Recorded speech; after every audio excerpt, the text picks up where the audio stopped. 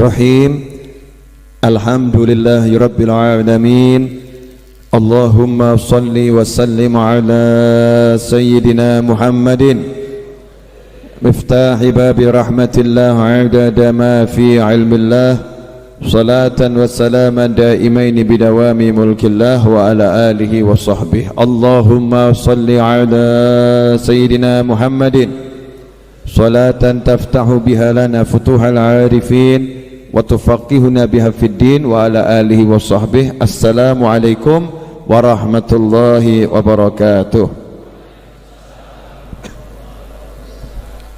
Sebelum majelisnya kita lanjutkan, maka mari kita penuhi adab-adab majelis. Yang pertama yang paling penting adalah menciptakan ketenangan di dalam majelis dengan diam dan mendengarkan. Karena itu semua yang bawa handphone jangan lupa, termasuk Habib Novel. Maka saya cek handphone saya, harap posisinya silent, sehingga kalau ada panggilan masuk atau SMS WhatsApp masuk tidak terdengar suara. Karena diam di dalam majelis itu akan menyebabkan rahmat Allah Ta'ala turun. Malaikat berdatangan, ya, malaikat berdatangan. Karena itu malaikat yang khusus tugasnya cari orang yang belajar, mengajar, malaikat yang tugasnya khusus untuk zikir, namanya juga malaikatnya As-Sakinah, ya, As-Sakinah, malaikat ketenangan, ya. Malaikat ketenangan.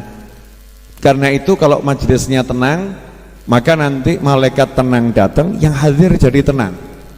Di antara ciri-ciri yang hadir tenang itu, walaupun hutangnya banyak, tenang. Walaupun punya masalah dengan masalahnya, tetap tenang. Kenapa? Sudah diajak kenalan dengan malaikat tenang. Nah, orang yang hidupnya kemerungsung itu lawan katanya tenang. Kalau tenang itu ya tenang, kalau kemerungsung berarti tidak tenang. Ya, serba ragu, serba khawatir, itu namanya kemerungsung, bukan tergesa-gesa, ya. Beda tergesa-gesa dengan kemerungsung. Kemerungsung itu enggak tenang. Nah, karena enggak tenang, nanti akhirnya tingkahnya itu enggak jelas. Naik motor jadi serba gedadapan gitu, ya. Ngebut enggak jelas. Pembalap dikatakan kemerungsung, protes. Saya enggak kemerungsung kok. Saya jalan 500 km per jam tenang kok. Enggak percaya? Tanya sama pilot. Pilot pesawat itu kecepatannya tinggi tapi tenang, tidak kemerungsung. Ada orang yang naik sepeda ontel, kecepatan nggak seberapa, tapi nggak tenang, kemerungsung, gedandapan. Yang lihat saja bingung, ya, ini orang ngapain ya, jalannya nggak jelas, mau nabrak sana, mau nabrak sini. Kenapa terjadi seperti itu? Tidak ada ketenangan. Nah, tenang ini muncul karena tenang. Karena itu dalam Al-Quran disebutkan, wa idza quri'al Qur'anu fastami'u lahu wa ansitu la'allakum turhamun. Jadi kalau diam, tenang, hasilnya apa? La'allakum turhamun. La'alla kalau Allah yang bicara, ya, kalau kata la'alla itu artinya bisa jadi, semoga gitu. Tapi kalau Allah yang bicara bukan semoga, tapi sebuah kepastian. Siapa yang tenang, yang diam mendengarkan Al-Quran dibacakan, maka pasti turhamun, kalian mendapatkan rahmat. Nah, tenang menghasilkan rahmat. Rahmat datang karena ada tenang. Nah, termasuk diantaranya ketika kopi diedarkan, tenang, jangan kemerungsung, entuk ora, keduman apa ora, sampai sini atau tidak. Ini namanya kemerungsung, enggak tenang. Nah, ini baru contoh kopi. Keluar cari rezeki juga begitu. Kalau enggak tenang, jualan di warung gitu, ya. Kok ada orang lewat gitu, ya, terus ke tokonya temennya, ke warungnya temennya, hatinya enggak tenang, dia panas. Ada orang makan di warung tetangganya, hatinya panas. Ada orang beli dagangan temennya, hatinya panas. Temennya satu kantor naik gaji, dia enggak naik gaji, panas gitu, ya. Kenapa? Karena kemerungsung. Maka yuk kita minta kepada Allah Ta'ala agar kita bisa jadi manusia yang mutmain, manusia yang betul-betul tenang pikirannya, tenang hatinya, tenang jiwanya, tenang pula langkahnya. Langkahnya tenang bagaimana? Gak kemerungsung. Repot juga ya nerjemahkan ya. Langkahnya tenang itu enggak kemerungsung, dicaci, dimaki, dihina, stay cool, tenang dia. Idza khatabahumul jahiluna qalu salama. Itu ciri-ciri ibadur rahman, hambanya Allah yang maha penyayang. Kalau diajak bicara sama orang-orang bodoh dengan kalimat-kalimat yang enggak jelas, dicaci, dimaki, dihina, direndahkan, dia cuman mudah-mudahan saya selamat, mudah-mudahan kamu selamat, monggo lanjut gitu ya. Itu kalau pribadinya yang diserang, enggak respon panas, itu enggak, tenang saja. Alhamdulillah malam hari ini mudah-mudahan malaikat sakinah kumpul di sini, kemudian kenalan dengan kita semua.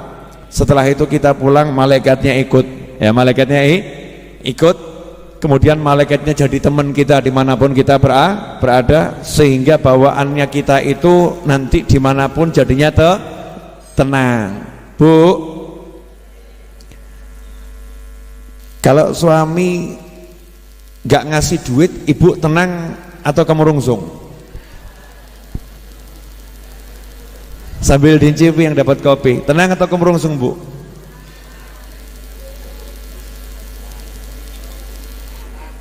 Kemerungsung.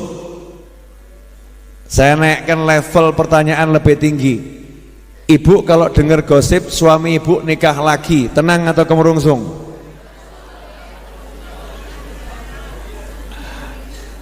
Gosip Bu, gosip. Ibu tenang atau kemerungsung?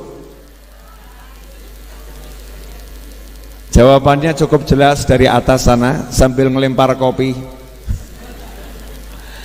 Kemerungsung, Beb, ya, kemerungsung, gak tenang. Nah, ini penyakit yang paling bahaya. Maka untuk menenangkan hati, menenangkan pikiran, menenangkan tubuh, sudah disebutkan di Muqaddimah kitab Arba'in An-Nawawiyah. Muqaddimah kitab Arba'in An-Nawawiyah ini kalau dipelajari betul, maka insya Allah kita belum bahas 40 hadis udah tenang, belum bahas satu hadis udah tenang. Kenapa? Karena Imam Nawawi dalam Muqaddimahnya telah mencurahkan pikirannya, mencurahkan hatinya, mencurahkan jiwanya, menitipkan nur ya min anwarih, sebagian dari cahaya jiwanya dititipkan dalam Muqaddimah kitab ini ya, dititipkan, sehingga kalau kita paham, kita dapat nurnya ini, Masya Allah, hidup itu mudah dan hidup itu nikmat. Kalau hidup masih terasa sulit buat kita dan hidup terasa tidak mudah buat kita, berarti kita belum kenal Allah Subhanahu wa ta'ala. Kalau kita udah kenal Allah Ta'ala, apapun kondisinya, bagaimanapun posisinya, serumit apapun masalahnya, maka hidup itu mudah dan ringan dan enak luar biasa. Insya Allah lewat lembaran-lembaran dari kitab ini, tiap Jumat kita belajar, kita akan mendapatkan bukti dari apa yang barusan saya sampaikan. Mari kita lanjutkan. Jumat sebelumnya dan sebelumnya masih di masalah minta tambahan. Wa as'aluhul mazida min fadlihi wa karami. Minta tambahan karunia, tambahan nikmat, tapi nggak mau repot. Minta tambahan nikmat, tambahan karunia, tapi nggak mau repot, nggak mau susah-susah. Usaha iya, tapi nggak mau kemerungsung, nggak mau susah. Dari mana itu? Min fadlihi wa karami. Dari kedermawanannya Allah dan kepemurahannya Allah Ta'ala. Mintanya dari situ. Ya Allah, udah jangan dihitung-hitung amal saya, jangan pakai nilai-nilai amal saya, pokoknya saya dikasih tambahan. Pokoknya saya dikasih tambahan. Bu, ibu pernah enggak ngenyang barang dengan kalimat seperti ini? Pak, saya tidak mau nawar, tapi tunjukkan kemurahanmu. Pernah enggak, Bu? Enggak pernah ya? Saya pernah, Bu. Karena kan saya enggak mau nawar, jadi saya cuma ngomong harganya berapa saya bayar, tapi saya pengen melihat kemurahan Bapak. Jadi saya nanti akan ngukur Bapak ini pemurah atau biasa-biasa saja. Tunjukkan kepemurahan Bapak itu. Yang jualan bingung, iki menungso apa demi itu deh. Kalau nggak ngurangi nanti kelihatan pelit, ngurangi kakean ya rugi gitu kan ya. Terus, wah Pak mohon maaf Pak, saya cuma bisa nguranginya segini. Loh saya nggak nawar, mau dikurangi berapa saya terima, tapi saya pengen melihat kepemurahan Bapak. Nah orang dibegitukan saja malu kok, betul kan ya? Ada rasa malu. Lah ini Allah yang maha kuasa, Allah yang maha pemurah, Allah yang maha kaya. Kita ngomong sama Allah, Gusti ya Allah, saya nggak minta hitung-hitungan, karena kalau dihitung ya remuk. Dihitung ya remuk, hancur kita nih kalau dihitung ya. Saya cuma minta kasih sayangmu, dermawanmu ya Allah, maha pemurahmu, tunjukkan kepada saya. Itulah caranya para wali kalau minta sama Allah Ta'ala. Caranya ilmu ngalem. Ya ngalem. Pak, ngalem itu enak enggak? Enak ya? Ngalem itu mesti hasilnya enak, walaupun ditolak tetap enak. Nah, ini baru ngalem sama manusia enak, apalagi kita ngalem sama Allah Ta'ala, manja-manja dengan Allah Subhanahu wa Ta'ala. Itu nikmatnya luar biasa. Itu kemarin alinea pertama muqaddimah. Alhamdulillah malam ini kita geser naik kelas menuju alinea kedua. Ya mudah-mudahan alinea keduanya bisa selesai malam hari ini, karena kalau tidak nanti muqaddimahnya nggak rampung-rampung. Boleh dilanjut? Tirukan saya ya. Wa asyhadu an la ilaha illallah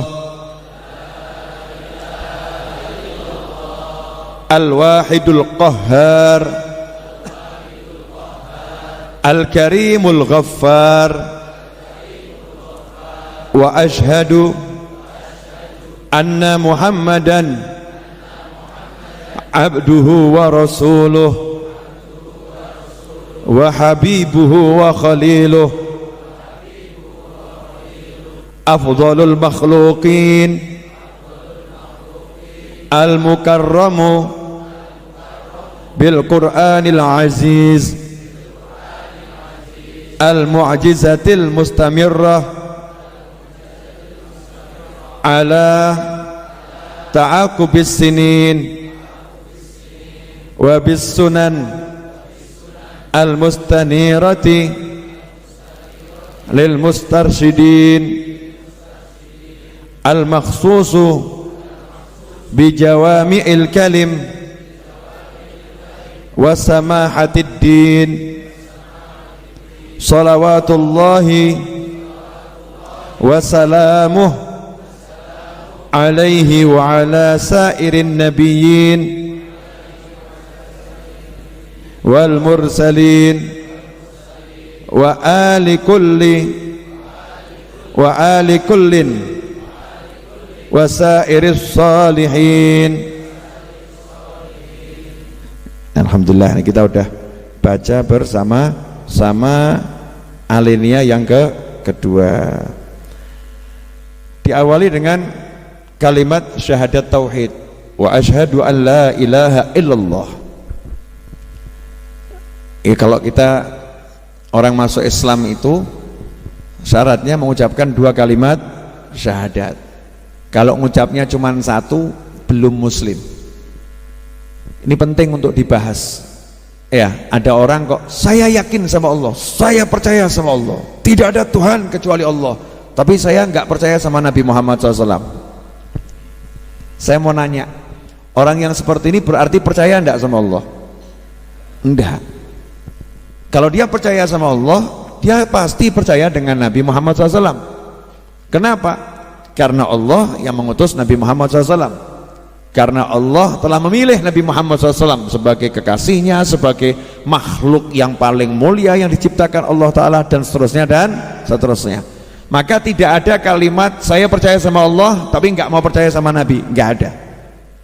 Kemudian yang berikutnya, percaya sama Allah, percaya sama Nabi. Saya percaya sama Allah, saya percaya sama Nabi, tapi saya pilih-pilih ajarannya, nggak bisa. Kalau udah percaya sama Allah, percaya sama Nabi, harus meyakini dan mempercayai semua ajaran Islam. Makanya kalau ada orang satu ajaran Islam tidak diyakini, nggak dipercaya sama dia, maka dia belum jadi muslim. Saat itu juga dia keluar dari agama Islam. Contoh, saya percaya sama Allah, saya percaya sama Nabi, tapi saya nggak percaya sama sholat, saya nggak percaya sama zakat, saya nggak percaya sama puasa, maka dia bukan muslim walaupun mengucapkan 2 kalimat syahadat. Irtadda min asbabil irtidad, itu sebab-sebab yang bisa menyebabkan orang keluar dari agama Islam. Jadi Islam itu bukan sekedar 2 kalimat syahadat. Walaupun kita nggak boleh menghakimi seseorang, percuma kamu mengucapkan 2 kalimat syahadat kalau nggak boleh kita bicara seperti itu. Iya, kalau ada orang sudah mengucapkan 2 kalimat syahadat, maka dia sudah masuk Islam, karena kita nggak bisa meneliti hatinya. Yang saya sebutkan tadi kalau nggak diucapkan, karena itu urusan hati. Kalau orang nggak mengucapkan seperti tadi, ya sudah, dia muslim.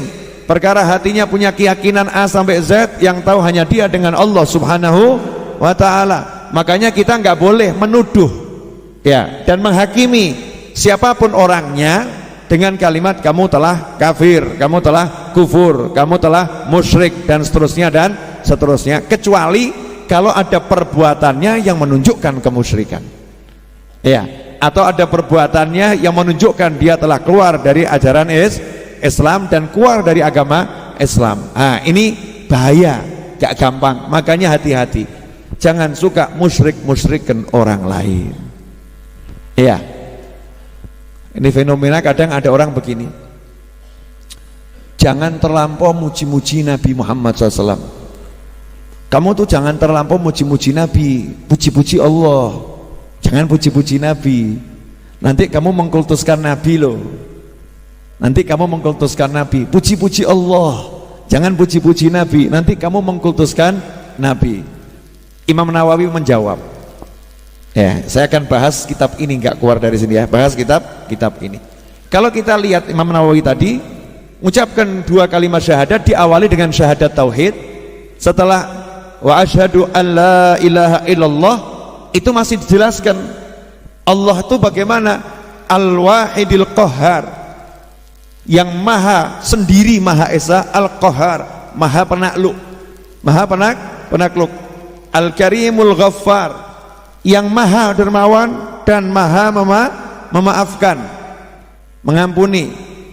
Baru syahadat Rasul, wa asyhadu anna Muhammadan abduhu wa rasuluh, dan aku bersaksi bahwasanya Nabi Muhammad SAW adalah hambanya Allah dan rasulnya Allah. Pertanyaannya, titik sampai di situ atau ada kelanjutannya? Kalimatnya tadi itu titik sampai di situ atau ada kelanjutannya? Ada kelanjutannya. Kelanjutannya pendek atau panjang? Panjang. Yang panjang itu pujian untuk Allah atau untuk Nabi? Untuk Allah. Imam Nawawi hanya mengatakan asyhadu an la ilaha illallah al-wahidil qahhar al-karimul ghaffar. Selesai. Cuman nambah 4 asma Allah, betul ya? Cuman nambah 4 asma Allah. Apa itu? Al-wahid, al-qahhar, al-karim, al-ghaffar. Nambah 4 setelah syahadat tauhid. Tapi coba, begitu syahadat Rasul bicara tentang Nabi Muhammad SAW, wa asyhadu anna Muhammadan abduhu wa rasuluh, Imam Nawawi nambahin wa habibuhu wa khaliluh, afdalul makhluqin, al mukarramu bil Qur'anil aziz, al mu'jizatil mustanirati ala ta'uqub sinin wa bi sunanil mustanirati lil mustarsyidin, al makhsusu bi jawami'il kalim wa samatid din, shalawatullahi bla bla bla sampai akhir. Paham maksud saya enggak ini? Artinya Imam Nawawi ngajari, kamu kalau nyebut Allah itu nyebut semakin banyak nama Allah, bagus. Kamu kalau nyebut Nabi, nyebut semakin banyak keistimewaan Nabi, bagus. Memang seharusnya kita kepada Allah, kepada Nabi begitu, muja-muji. Muja-muji itu ajaran Islam. Ada ajaran namanya ajaran lambe. Sorry bro ya, ibadah lambe. Nah, lambe itu apa? Sebuah lambe ya, mulut dengan perangkatnya, betul kan ya? Ibadahnya lidah, mulut, bibir, lidah ini punya ibadah. Lidah punya ibadah, mulut punya ibadah, tangan punya ibadah, wajah punya ibadah. Jadi ada namanya ibadah lidah. Lidah ini ibadahnya apa? Ya ibadah muja-muji. Ya, muja-muji. Apalagi ibadahnya lidah? Doa. Ya, doa. Apalagi zikrullah. Zikrullah, muja-muji Allah itu bagian daripada zikrullah. Contoh, saya mau nanya sama yang hadir di sini dan pemirsa di rumah, tolong jawab pertanyaan saya ya, pelan-pelan saja. Kalau ada orang bicara begini ke Habib Novel, ini adalah Habib Novel yang ganteng, loh, misal, boleh kita ngomong begitu? Yang wajahnya nggak ke Arab, nggak ke Jawa, agak ke bule. Iya. Yang wajahnya teduh, menenteramkan hati. Sabar, saya lagi muji diri sendiri nih. Yang senyumnya tak menipu dan tak membuai, tapi menghilangkan segala luka dan duka. Saya nanya ini nih, ada orang muji begini, kebetulan yang dipuji sesuai kenyataan, misal gitu ya, sesuai kenyataan. Pertanyaan saya, orang ini lebay atau justru lagi melakukan apa yang diajarkan oleh Allah Ta'ala?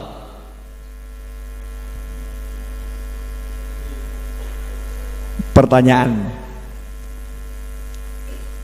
Jawabannya kita nggak bisa lihat hatinya orang, betul ya? Niatnya, oh tuh niatnya dia mau tuh paling ya nilai gitu ya. Apa nilai ki Indonesia ini apa? Modus. Punya niatan ini muji-muji padahal punya maksud tertentu. Itu hati, nggak boleh kita menghakimi, menghukumi hati orang lain. Syariatnya apa? Syariatnya memang kalau ada orang punya kemuliaan, ya kamu menunjukkan kemuliaannya, kebaikannya, itu sesuatu yang bagus. Nabi bersabda dalam sebuah hadis Rasulullah, seorang mukmin itu kalau dipuji maka roba imannya akan tumbuh, dia akan semakin kokoh, dia akan semakin bagus. Nah kalau dalam rangka pujian itu membuat orang yang tadi wajahnya murah senyum jadi semakin senyum, kalau orangnya itu tadinya wajahnya teduh jadi semakin teduh, kalau orangnya itu dermawan jadi semakin dermawan, maka pujiannya ini adalah sebuah ibadah. Ibadahnya namanya muji. Sampai di sini jelas? Oke. Lawannya, biar kita paham kalau ini ibadah, maka saya kasih lawannya. Ada orang begini, ini loh Habib Novel yang wajahnya penuh fitnah, ya, yang senyumannya menipu dan mengelabui, yang orangnya itu sok dan pelit, yang orangnya itu tak punya tenggang rasa dan tak peka. Saya mau nanya, orang seperti ini ibadah atau maksiat? Ibadah atau maksiat? Dohirnya ya, maksiat. Kalau yang ini maksiat berarti yang satunya lagi apa? Taat, paham? Yang ini mencela jadinya maksiat, yang ini memuji jadinya taat. Betul? Pertanyaan selanjutnya, berarti dia taat itu karena pujian atau bukan karena pujian? Karena pujian maka dia taat. Yang ini maksiat karena apa? Karena cacian. Betul seperti itu? Oke. Ini mulai asik. Karena banyak orang nggak paham. Kadang ada orang duduk muji-muji Allah Ta'ala dianggap apa ini ibadah kok muji-muji gitu kan ya? Kok kurang kroso, kurang kental. Jadi dalam benaknya itu ibadah itu baca Al-Quran sampai dia tidur itu ibadah. Dalam benaknya ibadah itu sholat malam sampai kakinya lumpuh, itu ibadah. Jadi kalau duduk muji-muji Allah Ta'ala itu sepertinya bukan ibadah. Duduk muji-muji Nabi sepertinya bukan ibadah. Dalam benaknya seperti itu. Ini pandangan orang yang salah. Saya akan buktikan salahnya ya ini lewat muqaddimahnya Imam Nawawi dan apa yang kita jabarkan tadi. Boleh saya ulangi lagi? Jadi kalau ada orang muji-muji ayahnya, ibadah atau enggak ibadah? Namanya apa itu? Anak muji-muji ayahnya. Namanya apa? Bekti sama orang. Kalau ada anak mencaci-caci ayahnya, namanya apa? Maksiat atau ibadah? Maksiat. Maksiatnya karena mencaci atau karena yang lain? Karena mencaci. Tadi ibadahnya karena memuji atau karena yang lain? Memuji. Anak ini nggak ngasih uang orang tuanya, anak ini nggak mijeti orang tuanya, anak ini hanya muji. Bapak ya masya Allah, bapak ganteng loh pak, masya Allah, awet nem ya pak ya, bapak bla bla bla, muji-muji bapaknya. Ini ibadah atau nggak ibadah? Ibadah. Ibadahnya namanya apa? Muji, muji orang tua, betul. Kemudian dalam syariat masuk kategori yang lebih besar lagi, namanya anak itu anak apa? Anak yang berbakti sama orang tua. Anak yang seperti ini dapat apa? Ridhonya Allah subhanahu wa ta'ala. Berarti anak ini dapat ridhonya Allah ta'ala karena muji orang tua. Berarti hari itu dia dapat ridho, modalnya pujian. Jelas? Yang satu lagi duduk mencaci maki bapaknya. Bapak tuh memang nggak punya perasaan kok, hidup kok nggak pernah di rumah, nggak pernah ngurus anaknya, ya pulang juga nggak ngasih duit anaknya, hidup nggak pernah didik anaknya. Bapak itu cuman yang ditunjukkan caci maki, bentak-bentak, bapak ngelek-ngelek bapaknya. Ini anak ini nak durhaka atau enggak durhaka ini? Syariat manapun durhaka atau enggak durhaka? Durhaka karena apa? Jelek-jelekan orang tua. Hasilnya apa? Dapat ridho atau dapat murka? Berarti dia dapat murka, modalnya apa?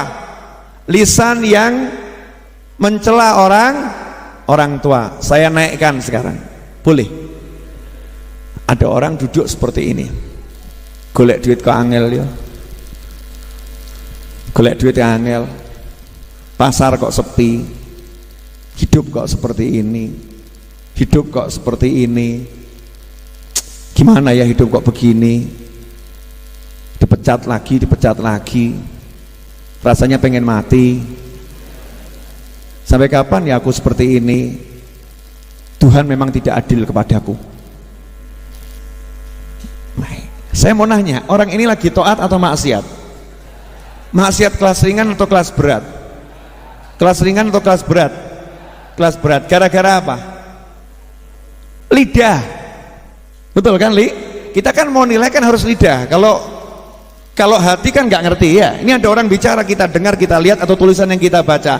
Orang ini berarti maksiatnya luar biasa. Yang satu duduk sama duduk ngomong begini. Alhamdulillah, masya Allah, pagi-pagi bisa minum kopi, alhamdulillah. Allah ini baik banget ya. Melek moto nggak usah pesan oksigen, langsung cemepak. Ya, bangun tidur nggak usah pesan oksigen, langsung cemepak. Masya Allah, mata juga bisa lihat istri yang solihah, anak yang nyenengkan, walaupun nggak ayu, nggak ganteng, tapi nyeneng hati. Alhamdulillah. Pertanyaan saya, yang kedua ini namanya ibadah atau maksiat? Ibadah besar atau kecil? Dengan apa dia ibadah? Dengan lisannya, dengan lidahnya. Oke. Sekarang saya ambil, tadi kalau untuk orang tua namanya bekti, untuk Allah namanya syukur, yang satu namanya kufur, betul ya? Satu syukur, satunya kufur nikmat. Sekarang ada orang bicara seperti ini. Orang bicara begini ya. Oh, nabiku tuh Nabi Muhammad SAW. Nabi Muhammad tuh kekasih Allah loh. Nabi Muhammad tuh hebatnya luar biasa. Oh, Nabi Muhammad itu mukjizatnya banyak banget. Al-Quran tuh mukjizat yang luar biasa. Kalamullah. Nabi Muhammad itu dia bisa menghidupkan orang yang sudah mati dengan izin Allah. Nabi Muhammad itu dia itu bisa menyembuhkan orang yang sakit dengan izin Allah. Nabi Muhammad itu, beliau SAW itu kalau jalan nggak ada bayangannya. Nabi Muhammad SAW itu, beliau itu nanti yang mimpin seluruh makhluk Allah di hari kiamat. Nabi Muhammad SAW itu orang yang sudah di neraka, kalau Nabi minta masuk ke surga, akan masuk surganya Allah Subhanahu wa Ta'ala. Nabi Muhammad SAW itu, Nabi Muhammad SAW itu Nabi. Saya mau nanya, orang ini lagi ibadah atau lebay atau mengkultuskan? Ibadah. Ibadahnya namanya apa? Muji siapa? Muji Nabi Muhammad SAW. Pertanyaan selanjutnya, emang ada yang salah dengan muji Nabi? Kamu puji istrimu, itu ibadah. Kamu puji anakmu, itu ibadah. Kamu puji muslim yang lain, itu ibadah. Kamu puji orang tuamu, itu ibadah. Kamu puji nabimu, itu ibadah yang luar biasa. Kenapa? Sekarang saya mau nanya, kalau Nabi punya mukjizat, yang ngasih mukjizat siapa? Kalau Nabi mampu menghidupkan yang meninggal dunia dengan izin Allah, berarti yang punya mukjizat itu siapa? Allah yang ngasih, betul? Kalau Nabi yang mimpin manusia di hari kiamat, makhluk Allah di hari kiamat, yang mimpin adalah Nabi Muhammad SAW, yang ngasih siapa? Berarti kita lagi muji siapa? Lagi muji siapa? Lantas kalau ada orang yang menolak, jangan puji-puji Nabi, puji-puji Allah saja, puji-puji Allah saja. Kita nggak boleh muji Nabi. Ojo muji Nabi, kamu jangan puji Nabi, puji Allah saja. Anehnya, dia suruh kita puji Allah, dia larang kita puji Nabi, tapi dia izinkan kita hormati istri dan kita sanjung-sanjung istri sejadi-jadinya. Contoh, Dik, bukaku sudah berjalan 30 hari karena tak menatap wajahmu di pagi hari.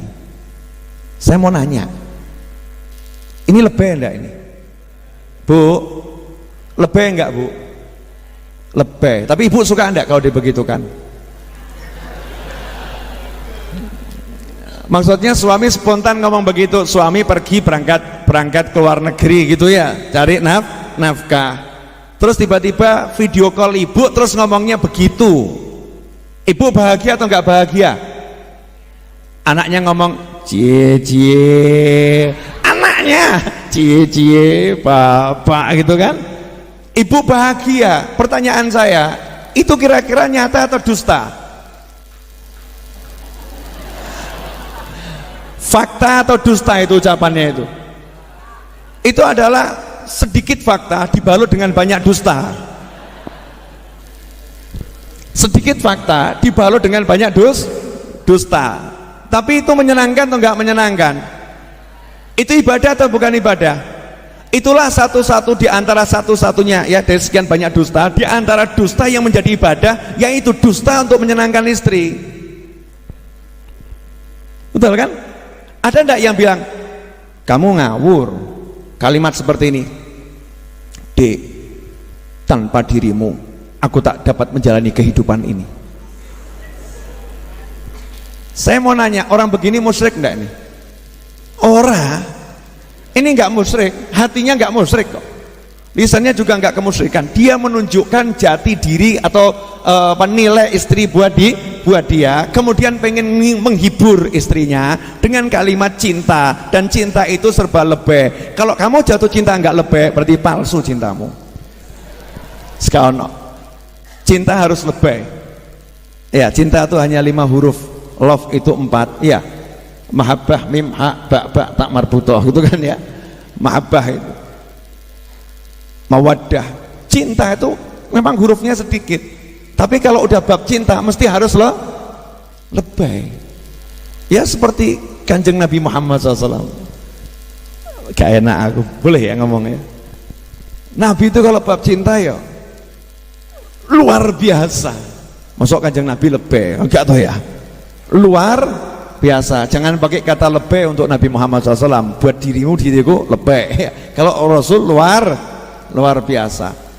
Masa Nabi Muhammad SAW ini disuguhi minum sama istrinya, disuguhi istrinya ya. Rasul berkata pada istrinya Aisyah, SAW, kamu minum dulu. Saya contohkan ya, Aisyah, bismillahirrahmanirrahim. Sunnah Nabi minum itu 3 kali ya. Ambil nafas dulu, bismillahirrahmanirrahim. Alhamdulillah. Enggak diinjak. Alhamdulillah. Selesai minum, diserahkan ke Nabi Muhammad SAW.